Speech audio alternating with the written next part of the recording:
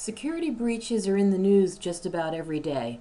One of the important things to remember is don't open every email that you get. Question to ask yourself is, how can you get a virus when you have up-to-date antivirus protection and you have all the security measures in place? It's actually possible to get a virus by installing it yourself. And how is this done? There's a category of emails called spoofed emails, and these are emails that are designed to look like they're from someone else, typically some authority. They can contain viruses like Cryptolocker that was making the rounds a while back. They can be phishing emails. Those are emails designed to trick you into providing your username and password. And the thing to remember is they're socially engineered to do damage. So some of the subjects of these emails are things that, if you're quickly going through email, they're going to be things that you might just click to open on autopilot. Things like the subject could say, scan from a Xerox work center, U.S. Postal Service, missed package delivery, ACH notification from ADP payroll, a voice message, corporate e-fax, important new Outlook settings, a Dun & Bradstreet case number. This one makes the rounds. It says somebody's made a complaint about your business. You'll want to open it right away. Don't. Verizon wireless bill. This will be a bill that has a very large number.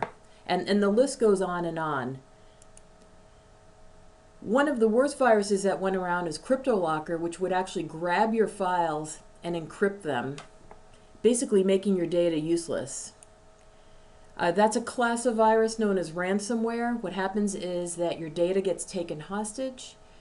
You'll be asked to pay money. Basically, you're going to be asked to pay the criminals. Not a good idea. And the infection kind of happens in the background. An email will come in.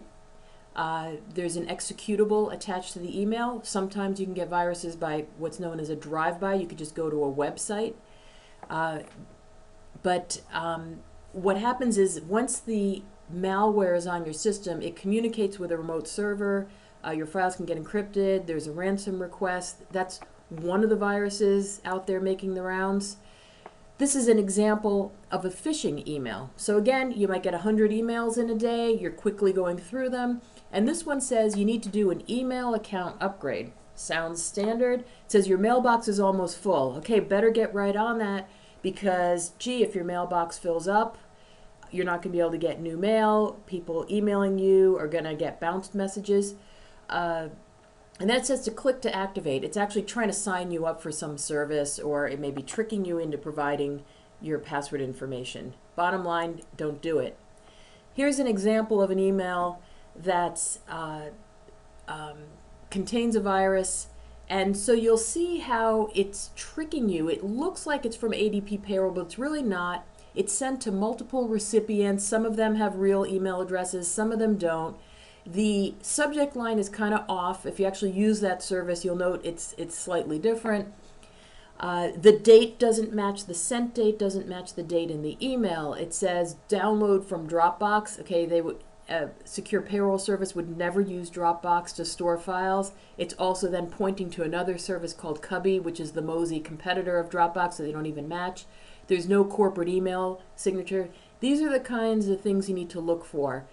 So when you have the flood of email that you're dealing with every day, slow down before clicking and check out the email knowing that somebody might be trying to trick you.